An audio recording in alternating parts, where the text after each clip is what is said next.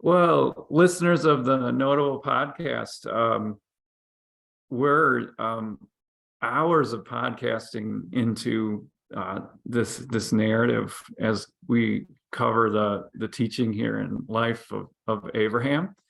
And Hours. It's got to be like we're like 12 hours into this, maybe. yeah, and we've had to really pare ourselves back, at least I have, on a number of occasions, trying to keep it tight. But here we are. We said last time with Isaac and the Akedah that we had really reached the peak. But Moses thinks that even though we have peaked out, that the story isn't really finished and it's really not tied up. And you really don't know Abraham the way you need to know Abraham until you have two final stories that perform a lot more than just as an epilogue on his life. And here we have a massive, massive account in terms of size and quantity.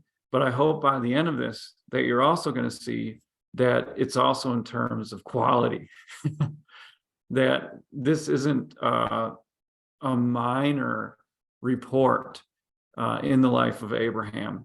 But I think we have a little bit of work to do to get people there.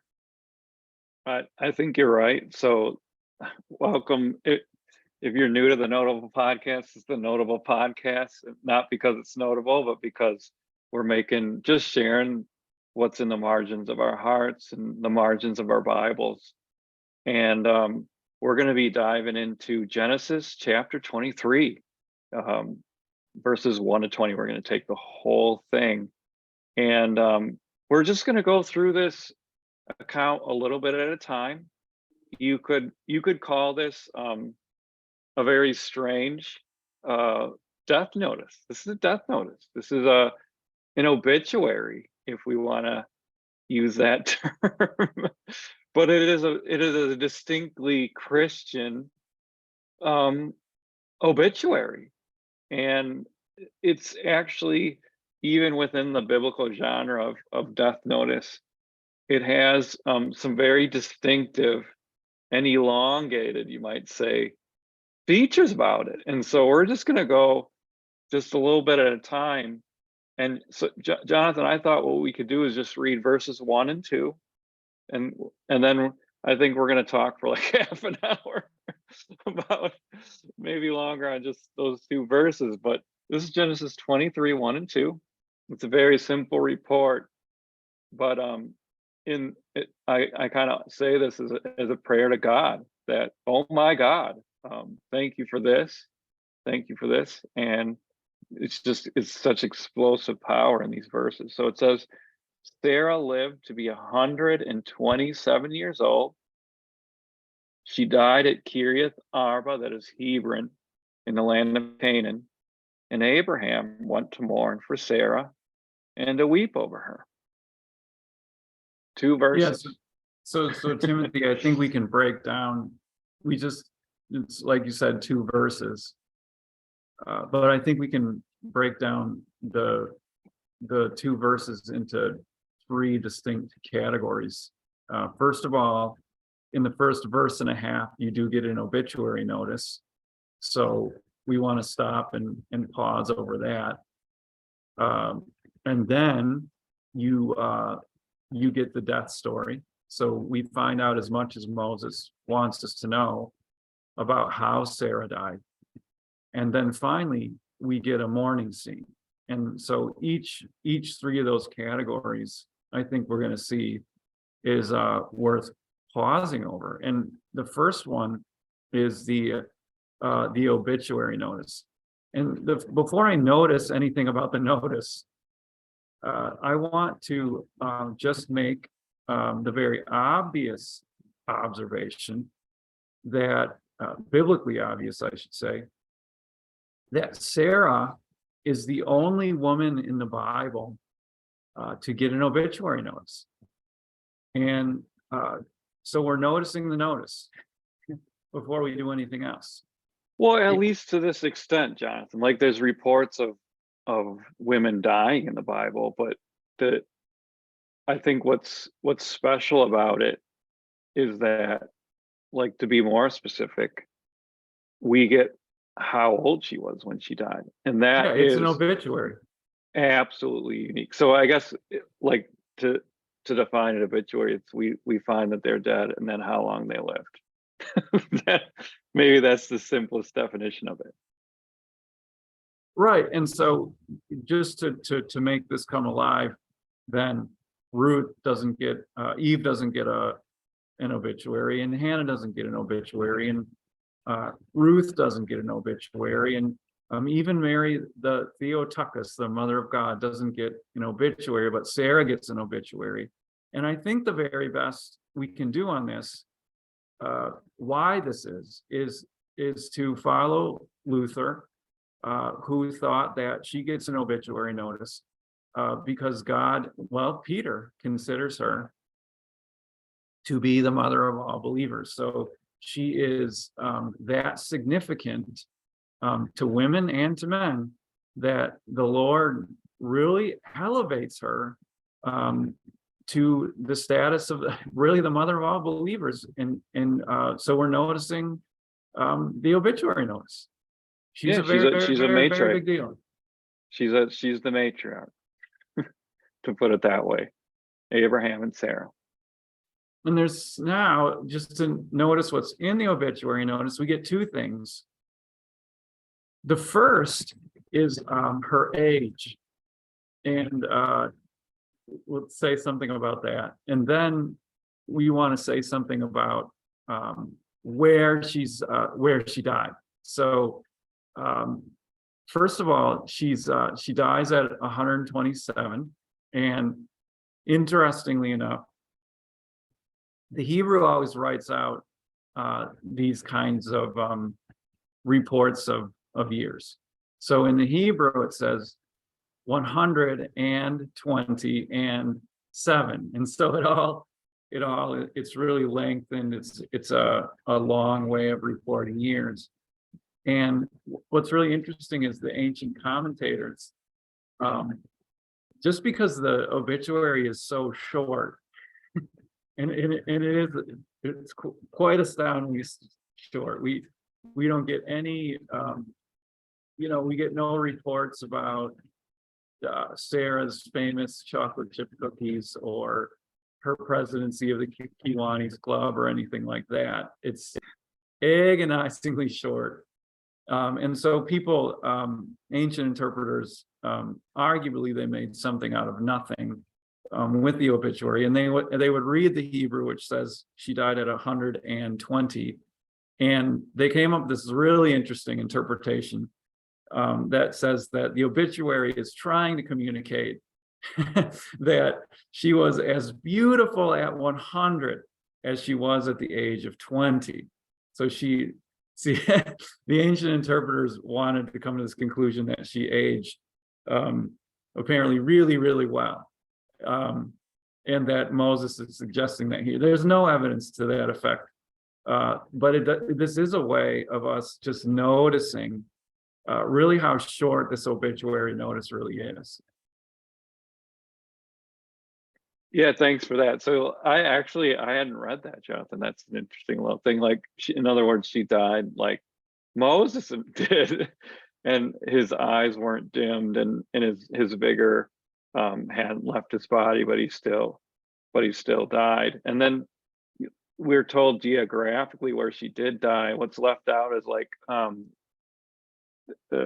we're not told that she gave birth to Isaac. Obviously that happened earlier, but usually in an obituary, at least for a male, you would find out about who his son would be. That's left out. And we're told that she died in the promised land, which is significant there near Hebron. We'll come back to that. And then from there, like the obituary expands and goes to a place that the previous obituaries never did.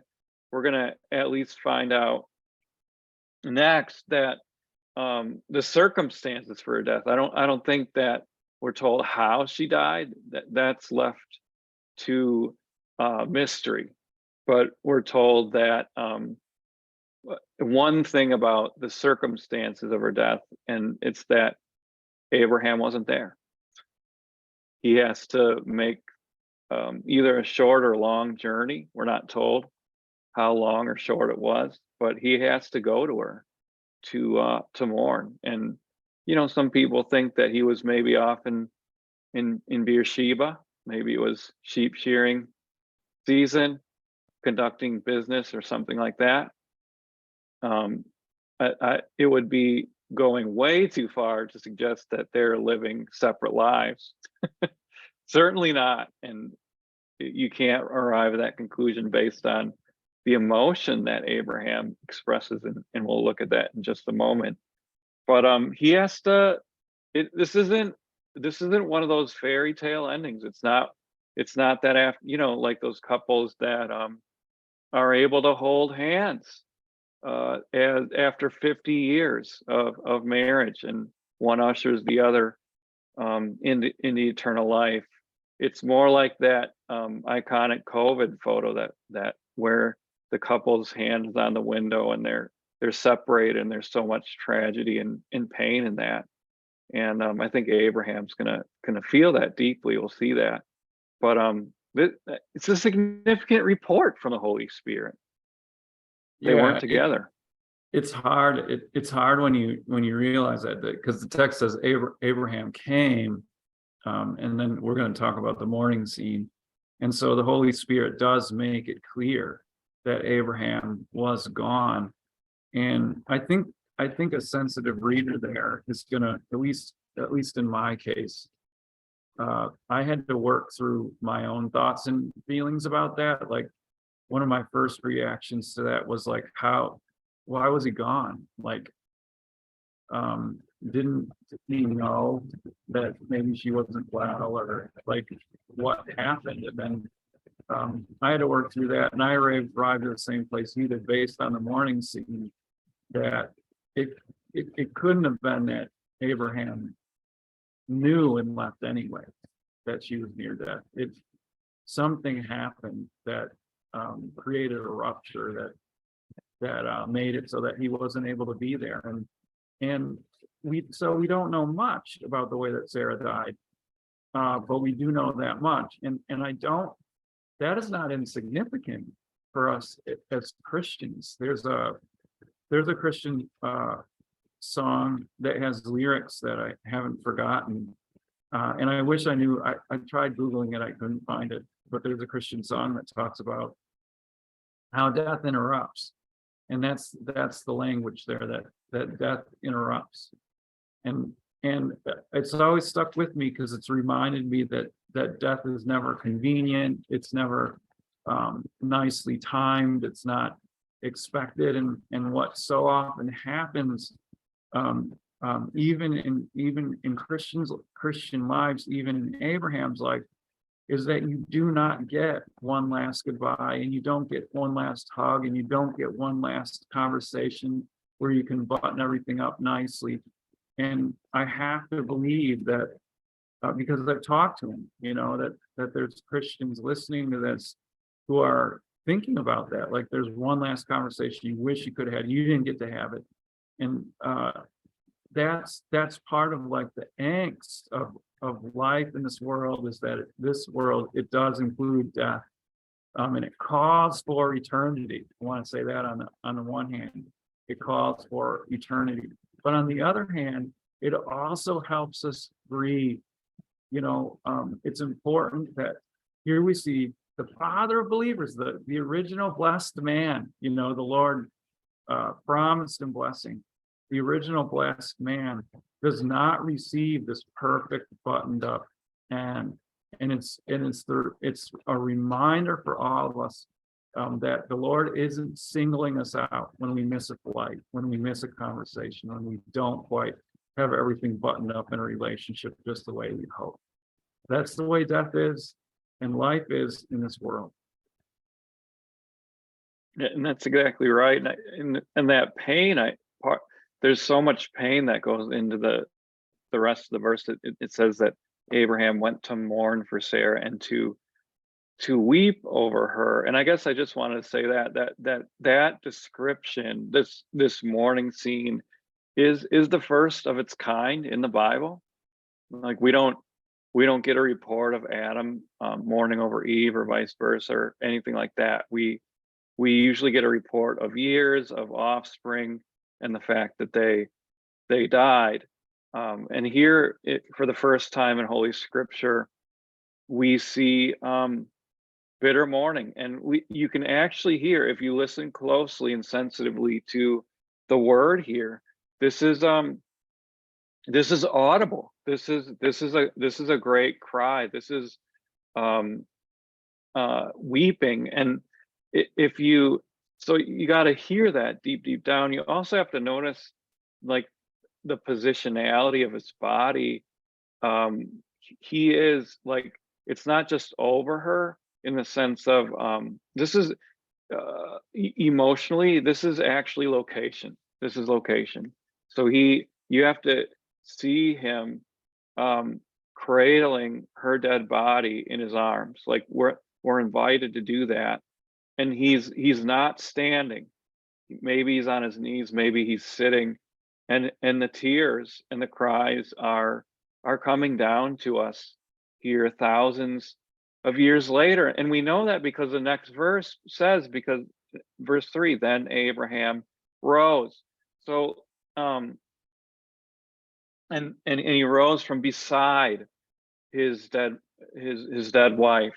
And so you have to, this scene is very evocative. It's very evocative. It's something that we're meant to hear and to see. And it opens up tremendous space, I'd say, for grieving. Maybe you want to talk more about the text and what we're given there, Jonathan. Otherwise, I want to talk about what this means for us. I think it has great significance. To put it into a colloquial saying today, what we would say about Abraham is that he lost it. That's what happened. Yeah, and the narrative, the Hebrew narrative he's inviting our senses to get involved, like he's inviting us to peer visually over this weeping man, and also to open up our ears and hear his cries. Like this is a broken, devastated, grieving husband. That's all that he could do, was just hold on to her and cry. Right. And so here we have the Holy Spirit giving this image to us for our meditation. And I think I, like you, have a whole lot that I want to say about it, but I'll let you go first. You're gonna let me go first. Well, I'll just give one thing, and then if you want to build on that or add another thing to think about. But I think that this opens up space where previous scripture hadn't, for healthy grieving, whether it's for a spouse or another close family member or friend. That some Bible commentators are really critical of Abraham here. Look at him. He's grieving just like an unbeliever, they'll say. I don't read the text that way. I don't read this as something negative that Abraham did. Instead, what I see, and we're going to prove it to you later in this podcast, is that this is a man who is clinging to God's promises, but also properly grieving, not like the rest of the world, but absolutely grieving. And that opens up space for in our lives to lament, to be broken, to lose it. And it is not sinful. It is not wrong. In fact, it's more than okay. That is where hope begins again in the resurrection. It's where healing begins. It's where moving back into life after loss starts. Yeah, so, and I think us pausing over this is really appropriate. If if I've heard a common refrain from people who are mourning somebody they've lost, it's this. People will say, I really shouldn't be this sad right now. I'm being selfish, they say, because I should really just be happy that my loved one is in heaven right now. And clearly that is not Abraham's take on this thing. He's, clearly he's not saying I'm not going to be sad. I, or I shouldn't be sad or something like that because Sarah's in heaven. He is expressing himself very freely, very publicly, and he doesn't think this is being selfish at all. And not to be too provocative with this, but to be a little pushy with this, what I think is sad when it comes to people who lose a loved one is not being sad. That's what's really wrong. And sometimes I even hear that praised, like people will praise it and see it as courage in others. They'll say so and so is handling this so well.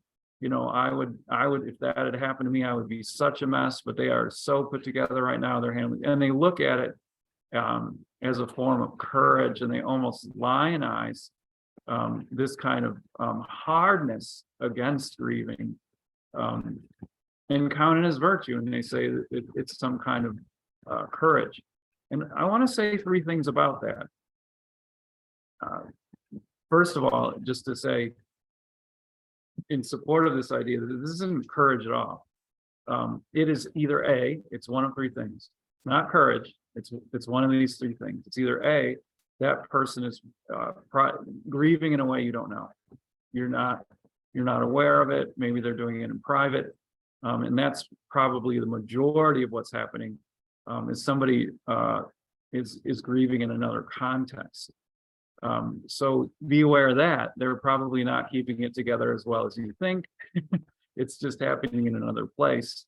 And it's important to realize that as we care for that person.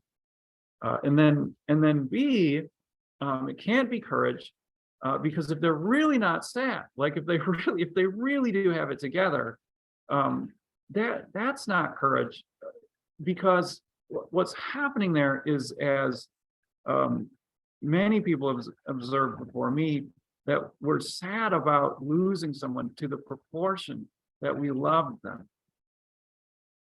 And so if we're not really that sad, the truth is it's because we didn't care that much. And that's actually really sad. So hopefully it's not that category, or it's C. And I think that there's a lot of this, Timothy, is that people just simply don't know how to grieve anymore. We live in a culture that wants to be happy. Such a therapeutic culture. If we're not happy, something's really wrong with us. And we don't know how to grieve. Now, Christians do. Clearly, Christians do. But we have lost the tradition of too much of the tradition of lament and grieving that Christianity does offer us here. And so we do get a model here, Timothy, of Abraham grieving, not hopelessly. So we're going to see that, like he does. We want to notice that he doesn't merely grieve; he also rises, and so he does get on with his life really very quickly here. Well, And I so we wanted want to to notice that. I wanted to give handles on what it means for a Christian to grieve. And a lot of what's in the secular discourse today is that it's time to move on. There's this idea that we move on, and there's nothing biblical about that idea. Like, I can't find it in the scriptures anywhere. And this scene, actually, I think it opens up to us possibilities for real grief, that is Christian grief and hopeful grief. And it also gives us handles, I think, to talk about what Christians do. And because I love what happens next.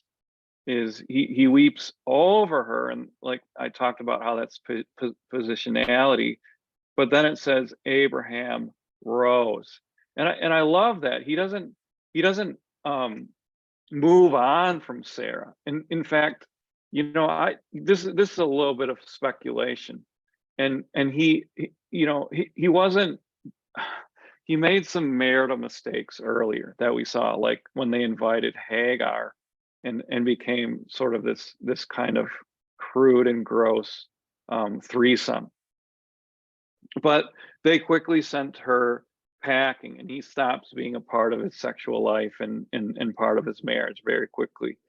Um, what we see, just track the rest of his life. We're going to find out in chapter 25 that he does remarry, and then he ends up with all these concubines and things like that. Whereas before, he never had that. He never had that during his marriage to Sarah, and which makes me think that he never did really move on from Sarah. He, in a sinful way, he tries to fill a gap and avoid that Sarah left. So I think that he's not the perfect example of a griever. I'd say that, but I would also say that the language here, that like the spirit-filled language, is that you get up. You get up. You don't leave them behind. You get up from it, trusting in the promises of the resurrection. But more on that later. That was something that it just kind of left me thinking that maybe the better language isn't moving on, it's getting up, hopefully in the resurrection. Yeah, so you don't, right. That insightful commentary, I hadn't thought about that. Thank you for that, Timothy. And then what we have next is a lengthy report of a burial plot purchase. And it really is that. That wait, sounds so boring. Don't move on to that yet. You can't move on to that yet. What do you got? I got one more thing I want to say about good. what the weeping scene means for people. It not only invites us to hopeful and resurrection filled Christian grieving, it also fills us with incredible wisdom. And we got to get this. And Ecclesiastes said this: it is better to go to the house of mourning than to go to the house of feasting. For death is the destiny of everyone. The living should take this to heart. The living should take this to heart. So maybe our listeners, Jonathan, aren't grieving right now. They have gotten up. Because we've all lost loved ones, and we get up. We never move on. We get up. But this is a call to wisdom. This is a call to wisdom. Like when you see a man hunched over his wife in great pain like this, I think it calls all of us to realize that this is going to happen to us one day, and maybe again. And that invites us. I mean, this does so many things to me spiritually and emotionally. But one of the things that it does is that it invites me to hug my wife a little bit closer, to spend time with my kids, and to prioritize those relationships, because they do not last forever. That is the wisdom that we're invited into by going to the house of mourning. I at least wanted to say that. Yeah, that's powerful. So then we do get this report of this scene of Abraham buying a burial plot. I think it's worth reading this as a chunk. The text does come to us all together. And then I want to suggest a way that we can move forward through the text unpacking it. So here's what happened. So Abraham rises, we talked about that. And he said, now I'm into verse 4, I am a foreigner and stranger among you. Sell me some property for a burial site here so I can bury my dead. The Hittites replied to Abraham, Sir, listen to us, you're mighty prince among us. Bury your dead in the choicest of our tombs. None of us will refuse you his tomb for burying your dead. Then Abraham rose and bowed down before the people of the land, the Hittites. He said to them, if you are willing to let me bury my dead, then listen to me and intercede with Ephron, son of Zohar, on my behalf. So he will sell me the cave of Machpelah, which belongs to him and is at the end of his field. Ask him to sell it to me for the full price as a burial site among you. Ephron the Hittite was sitting among his people, and he replied to Abraham in the hearing of all the Hittites who had come to his city gate, No, my lord, he said, listen to me. I give you the field, and I give you the cave that is in it. I give it to you in the presence of my people. Bury your dead. Again, Abraham bowed down before the people of the land, and he said to Ephron in their hearing, listen to me if you will. I will pay the price of the field. Accept it for me so I can bury my dead there. Ephron answered Abraham, listen to me, my lord. The land is worth 400 shekels of silver, but what is it between you and me? Bury your dead. Abraham agreed to Ephron's terms and weighed out for him the price he had named in the hearing of the Hittites, 400 shekels of silver according to the weight current among the merchants. So Ephron's field in Machpelah near Mamre, both the field and the cave in it, and all the trees within the borders of the field, was deeded to Abraham as his property in the presence of all the Hittites who had come to the gate of the city. Afterward, Abraham buried his wife Sarah in the cave in the field of Machpelah near Mamre, which is at Hebron in the land of Canaan. So the field and the cave in it were deeded to Abraham by the Hittites as a burial site. And there you have it. There's Moses' report. So I want to suggest a way we can move through this story here, Timothy, in a way that I hope is helpful. And that is to tell the story in the way that Aristotle once said stories can be broken up, that a story has a beginning, a middle, and an end. So we do have a lot of text here. And if we follow Aristotle's model, we can look at the beginning of the story, and we can look at the middle of the story, and then we can look at the end of the story. And the beginning of the story really starts in verse 4, where we find out what the opening tension is. And the opening tension is what Abraham names. He says, I am a foreigner and stranger among you.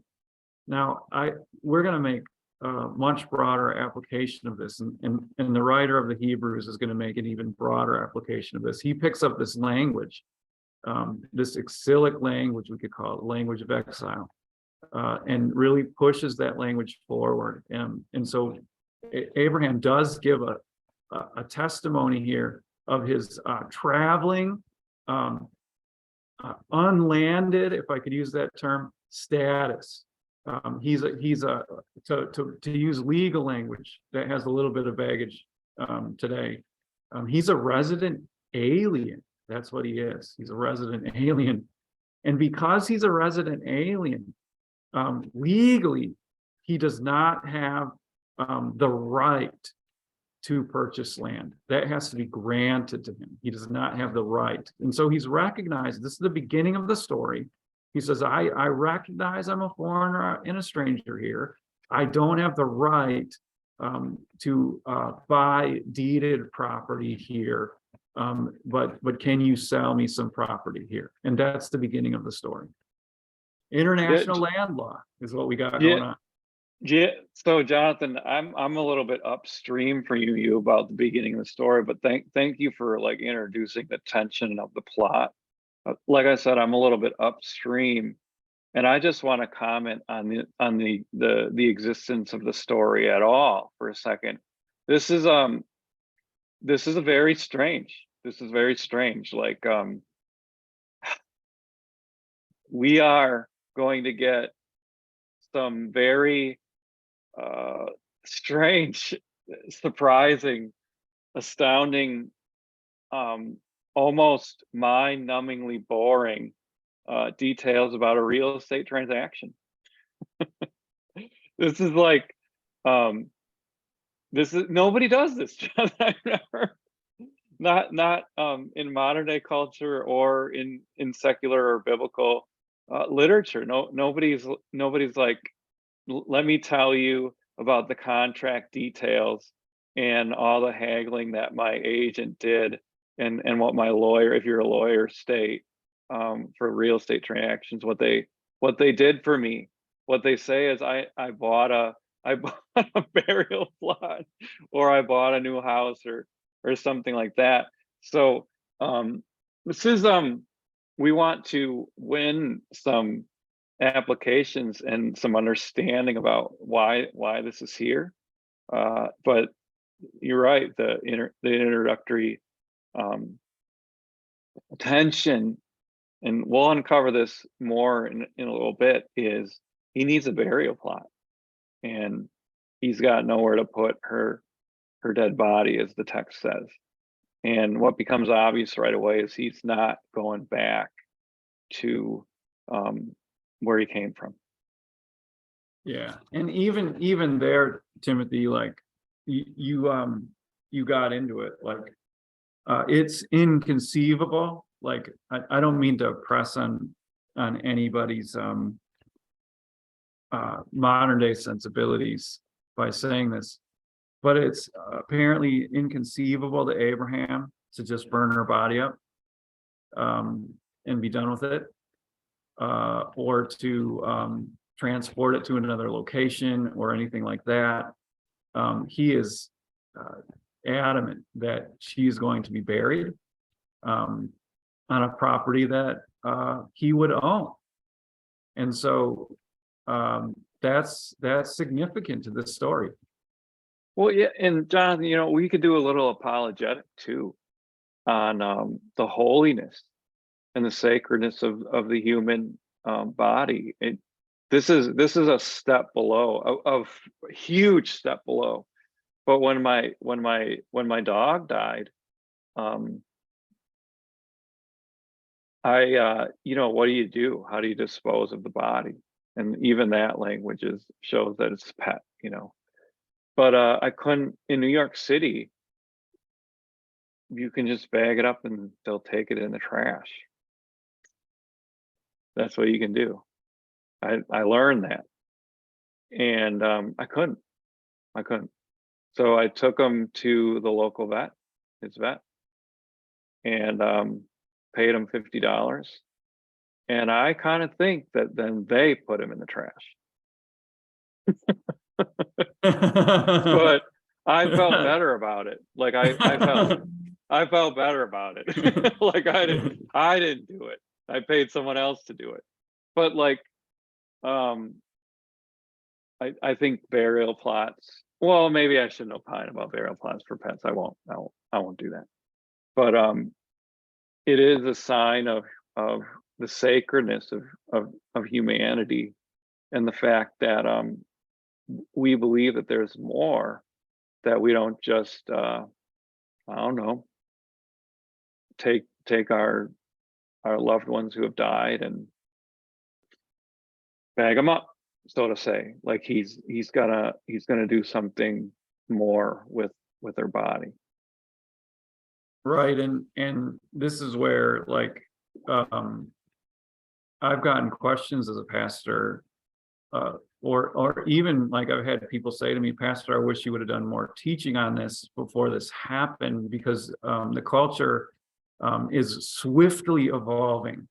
As we move into a post-Christian America, people are treating bodies in a very different manner. I actually went and interviewed when I was in South Carolina a whole bunch of funeral directors about this, and at any rate, the way we treat the human body, both in life and in death, does reflect what we believe about it. And while we don't want to be legalistic about things that aren't, God doesn't explicitly tell us to do in Scripture, here Abraham does give a witness to what he believes about the human body, even in death, which is really, really significant here. And so that's the beginning of the story. It's as scintillating as international land law on one hand, but on the other hand, some incredibly profound, like theological significance to this action, which is part of the reason why we get it. But then what we can do is we can move into the middle of the story. And I want to, before I do that, Timothy just mentioned that a caveat here. And my caveat here would be that this text is actually hotly debated by the scholars. And the reason why it's hotly debated is because we don't know all of the cultural context in which this story sits. And so should we read it against more of a Canaanite background, a Hittite background, what? And so it makes it a little bit difficult to track the dialogue. And what I'm going to do instead of moving into all those details, other people have done that more adequately than I ever could. I want to just give you my best interpretation of what's going on, and just help people understand the dialogue here. So the first little bit of dialogue, the way that I read it, it goes like this: Abraham does ask for a burial site, and the Hittites say back to him as a group. We notice we're dealing with them communally right now. That they say, "Sir, listen to us. You're a mighty prince among us." There's some debate there whether they are buttering his bread a little bit too much. Maybe not. Was it because Abraham was really that well respected? You're a prince among us. You're incredible. We love you. Or did they really honor him that way because he was such a man of God? That's a question for me.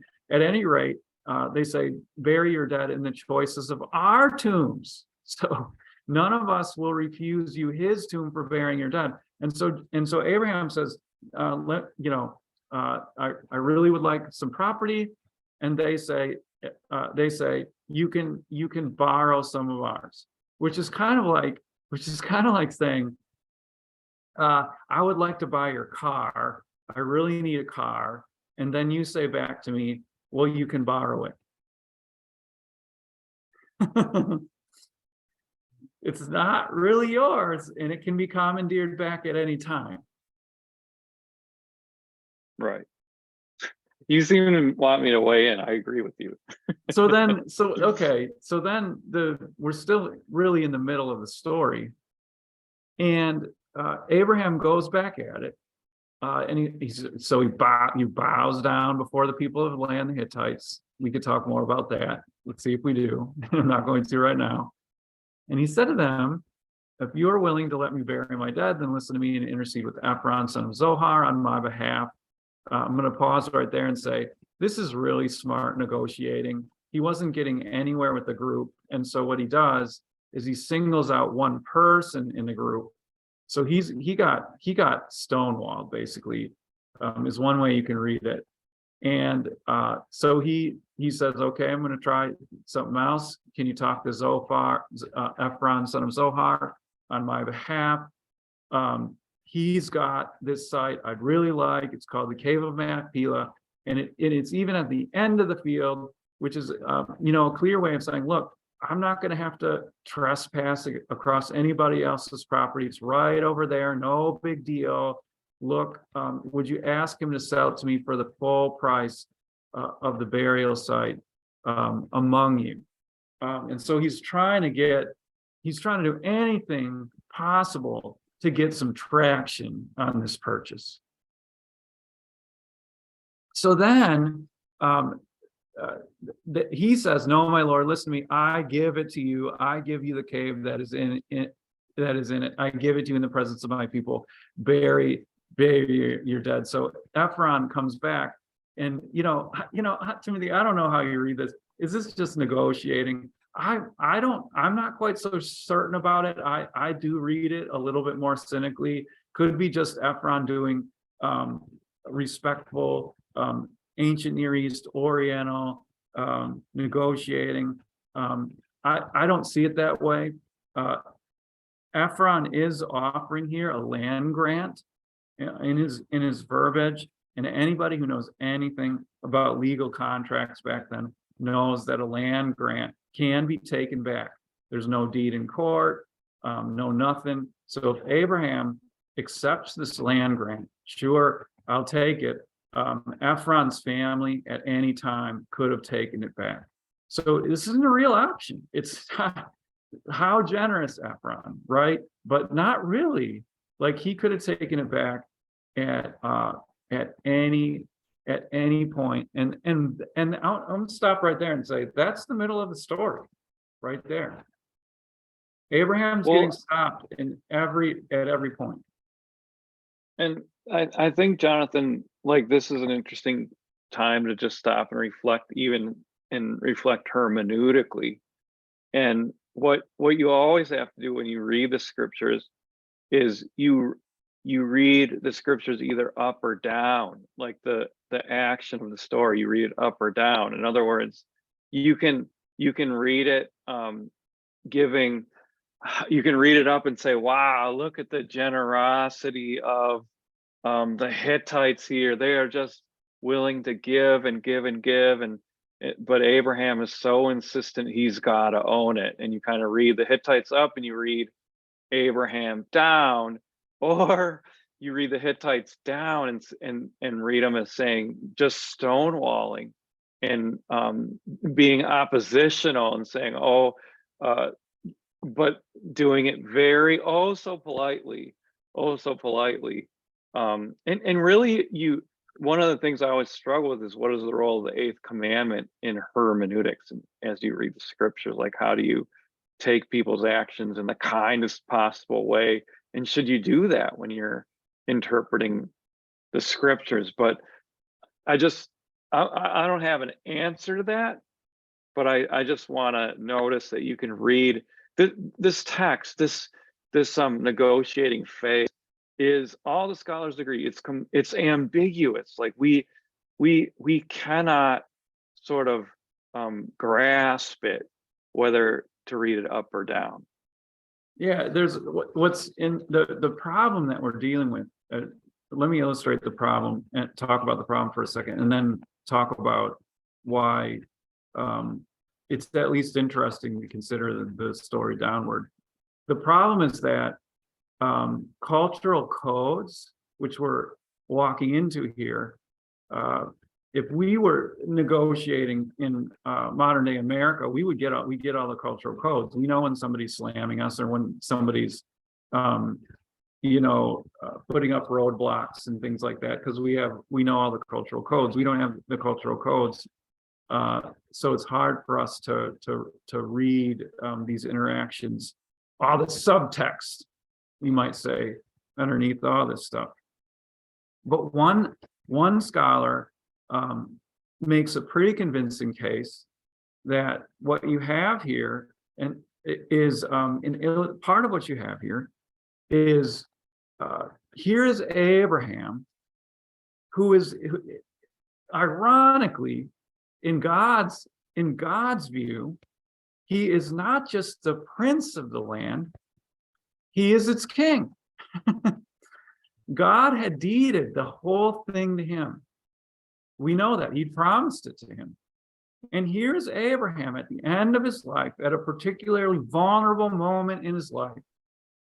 And the poor guy can't even get one little piece of the land to lay his dead wife's body. And so one scholar points out that here's a story about a threat to God's promise of the land. And will it be overcome? And will Abraham keep believing? It begins to finish up the story of Abraham. When there's all these other nations on the land, how is it possibly going to become his? And he can't even get a place for his family in death, Timothy. it's the struggle here, right? And so I think there's at least it's at least interesting to consider that. It is, and I think at this point, we've said enough about the ambiguity of the kind of this transactional and regateando, like sorry, that's a Spanish word, but like I guess it'd be bargaining in English. Sometimes my brain goes into Spanish mode, but that's what we have here. And then the close of the story is, I think, a little bit less ambiguous. Abraham is able to buy the land, but only at what one scholar called at a king's ransom, which Abraham is happy to pay. So it would be verse 16 and 17. Abraham agreed to Ephron's terms and weighed out for him the price he had paid in the hearing of the Hittites, 400 shekels of silver, according to the current weight among the merchants. So Ephron's field in Machpelah near Mamre, both the field and the cave in it, and all the trees, which is an interesting detail, within the borders of the field was deeded to Abraham as his property. So he is able to close on the property. A lot of people, like, I don't know what you're laughing about, but a lot of people look at the price of the land, and there is a purchase price for the hill of Samaria later in one of the historical books, and they compare the amount, the kilograms, so to speak, of the silver that's paid. And when they do that, a little bit of math, and you can do that yourself, what we find here is that Abraham was able to buy a little teeny piece of land for an exorbitant price. It would be kind of like buying a little plot of land in, say, Nebraska for, I don't know, like $1.5 million or something like that. And then the United States, 100 years later, purchases all of the Louisiana Purchase, where the land is contained, for, what was it, 15 million. And so it's just, this is what some of the scholarship does with it. So one thing I just want to notice, and I don't want to get too bound up in this, but this is exactly how the world is. The world cloaks its greed and virtue. It's fine. Charge whatever you want. Like, a thing's worth whatever. What do people always say? A thing's worth whatever somebody will pay, right? And then they say, as long as somebody will pay it, like it's fine, right? Like, you can bilk somebody. If you got somebody like over the barrel, like, stick it to them, right? Like, you know what that's called? It's called price gouging. right. Everybody knows it's immoral, and that's what Ephron does here. He price gouges this very vulnerable man who he knew he had him over the barrel. Yeah, and so that's what I was laughing about. Like, Ephron goes 400 shekels of silver, please. But what is that between you and me? And if Abraham,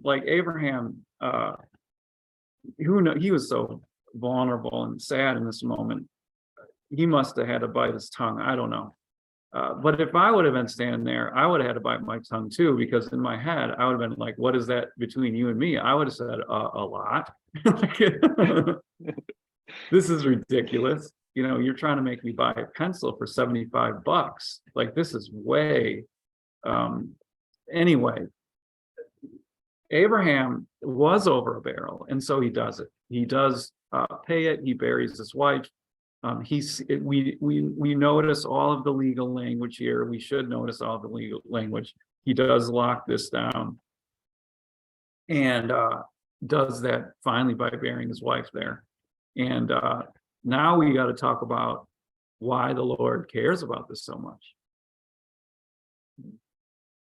you want to start into that, or do you want me to? Well, one thing that I want to say. Uh, Let me do this. And then you can interrupt. I got a little bit of a soliloquy here, and I apologize for that, but I do think it's necessary. Here's an observation about American Christianity. I don't know how far this is spread. This is the observation about American Christianity. It's what I know best. I've been an American Christian my whole life. One observation that I have about American Christianity is that by their language, hopefully not by what they actually believe, but by their language, American Christians seem to think that the ultimate hope of a Christian is to die and go to heaven. That's what I hear. I hear that, all the time. The ultimate hope of the Christian is that you die and go to heaven. So the Christian dies, and then the Christian goes to heaven. And sometimes I'll even hear American Christians say that they'll sum up the gospel that way. The gospel is that Jesus died for you, so that you can die and go to heaven. And so American Christians will even go that far. And so here's the first thing I want to do with that.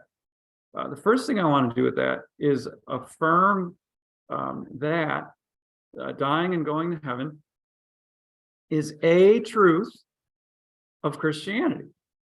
It's a truth of Christianity. We would call it a penultimate truth of Christianity. But it's absolutely a truth of Christianity. And so we get this. Or you might call it like an intermediate truth, because like that's how the theologians and the dogmaticians talk about it. Like this is the intermediate state, but it is not the final state of the believer. Yeah. The Bible, just listen to this, like the Bible not using that language actually says we have two Bible verses that do teach about what we call the intermediate state. The intermediate state is that what happens to the Christian between their death and the resurrection when Christ comes again. And we have two passages that describe what happens to the Christian in that intermediate state.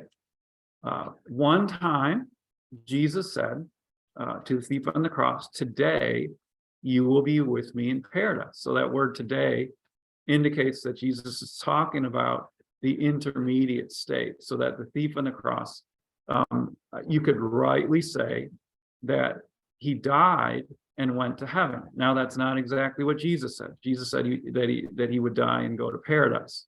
But I think we would connect the two concepts together. And then Paul talked about what would happen when and if he died. He said that would be a better state. He said it would be better to be with Christ. That's what he talked about. He didn't call that heaven either. He said it's being with Christ. And so Paul thought that when he died, that he was going to heaven.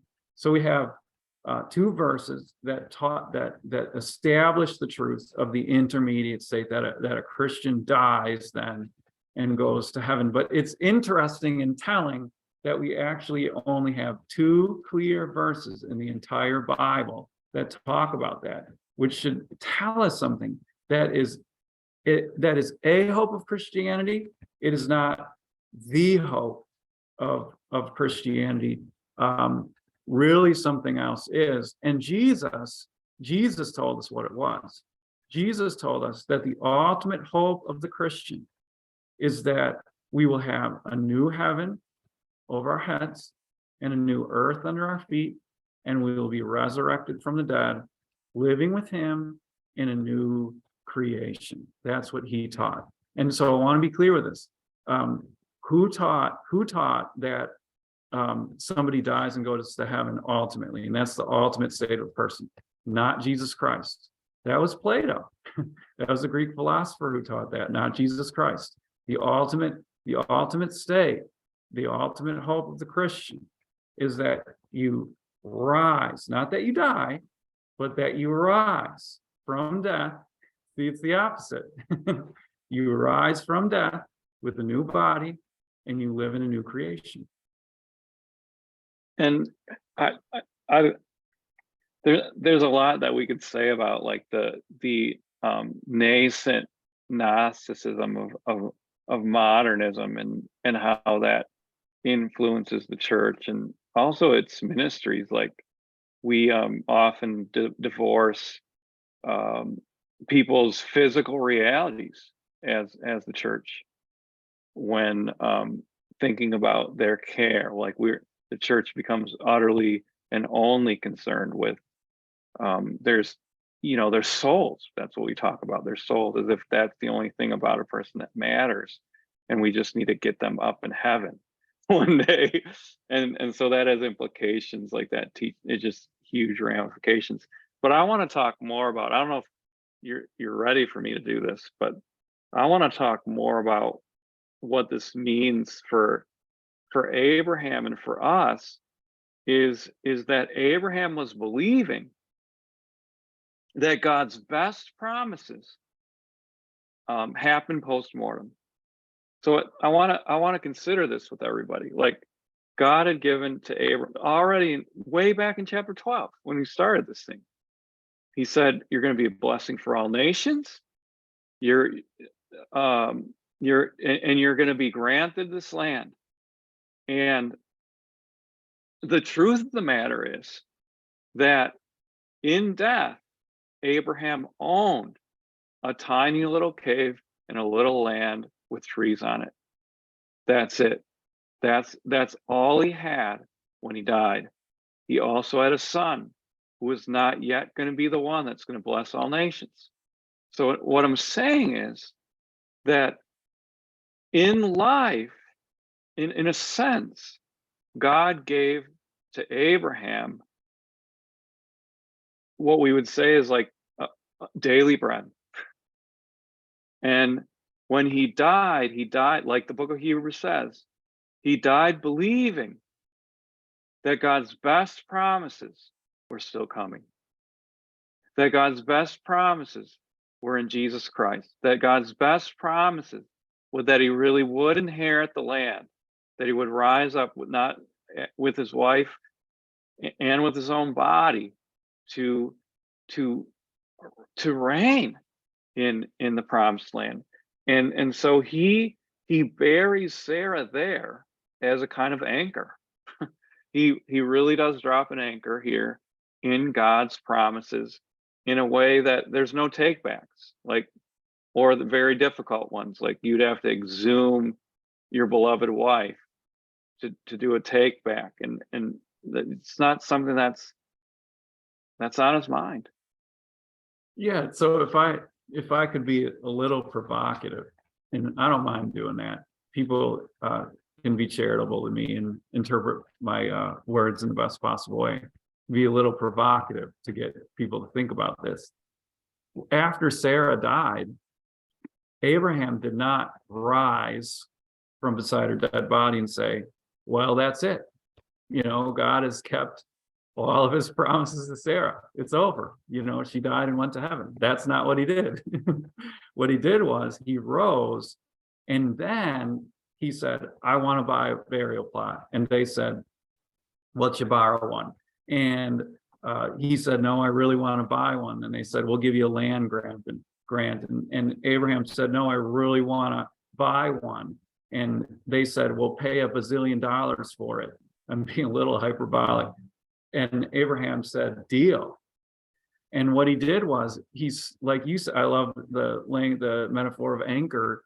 You could say, here's another one, that he stuck a flag in the ground and he said, "Look, here's where Sarah and I are going to wait it out. And we are going to wait for our great Lord to come and raise us from the dead." And he here lays claim to that life.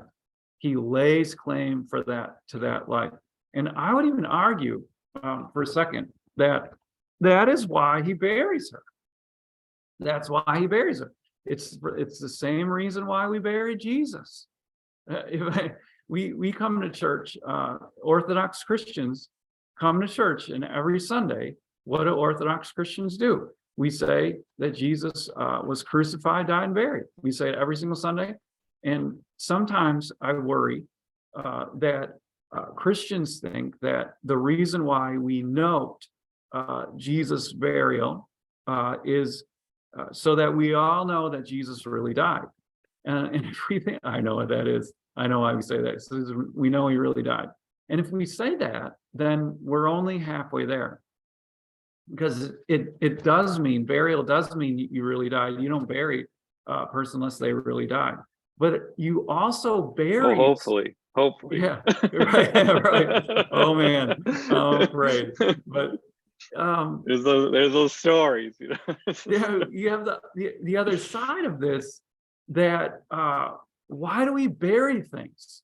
You know, why do we bury things? So we have my daughter and I watch a Netflix show, and it's called Pirate Gold of Adak Island. And so we have this show where they go to this island in one of the Alaskan islands, and there's these pirates that came and buried all this gold. But the difficulty is also a bunch of live munitions were buried on this island as well. And so the exciting thing is you don't know if they're digging up a bomb or gold. And at any rate, why did the pirates bury the gold? Because they wanted it back later. And why does Fido bury a bone? Because he wants to chew on it later. And why do you bury an acorn? Because you want it back in a new form called an oak tree. And why did we bury Jesus? And why did Abraham bury Sarah? In hope. That's right. That's right. I got one more application for people, Jonathan. So I kind of just said that God's best promises are post-mortem. I think this is an evaluative tool for prioritizing what we do in life. And I think one of the questions that I posed to my church when I was taking them through this is what has post-mortem value? And I asked that question because Abraham makes an incredible investment in post-mortem hope. It's on his legacy, and he spent great amount of money doing this, was in the resurrection and the promise of life. And so that's a great evaluative tool. Like what is it that we are trying to do with our kids? Does it matter post-mortem, in a post-mortem world, if they can juggle the soccer ball? Does it matter if they got good grades? And the answer to that is no. It has no post-mortem value whatsoever. So how can we invest in resurrection life with our kids, but not only like in our marriages, in our own spiritual life? Like, if it doesn't have post-mortem value, then it's not that it doesn't matter at all. It just matters that it gets reprioritized and put in the right order. I think you're down the right path. I'm with you that, like, this text, we do live in the present. And I think it has certain applications for people who are dealing with death right now, and implications. And I think those are clear.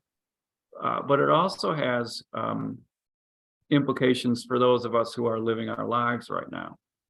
And what does it look like for us to believe that through Jesus Christ we have a post-mortem existence, a post-mortem resurrection life? And I think it means repenting of two very similar but different spiritual attitudes. I think there's two main kind of people who are struggling to believe in postmortem life. I call them chasers and grabbers. You're a chaser if you're trying to have your glorious life now, and you're trying to, get that perfect future now. And so I think a chaser, you're always looking forward, instead of living in the present as a gift, you're always looking forward to some future perfect existence. When you're single, you want to get married. When you're in school, you want to graduate. When you have a job, you want to retire. When you have kids, you want to have grandkids. And when you're single, you want to get married. And so you're always chasing. You're chasing. And you're trying to get to, in this life, that glorious, perfect future, whatever it is. And so that's one way you can not believe in the perfect postmortem future. Or on the other hand, you can be a grabber. You can say, I get it. The future isn't going to be great. I'm just going to die here. And so you become a grabber. And instead of trying to locate your life, your future perfect life in a future here, you try to grab onto it in the present. And these kind of people, if you're a grabber, you have a hard time being in committed relationships. You're going to have a hard time being in a committed job because your relationships aren't perfect, and your job isn't perfect, and you're gonna struggle to live in an imperfect life because you want it now. You want fun, you want exciting, you want pleasure now, because you don't believe you have any of that coming later. And this is a text that can confront us with that and say, turn to Jesus. Plant your flag in the ground, anchor your soul in a post-mortem future. And when we do that, we can live, as you say, the most productive lives for Christ now that do add up to a perfect future. We can be committed to imperfect relationships. We can give our best to give a witness to Christ in the moment. And we can work through hurting moments, believing that there will be no hurt later.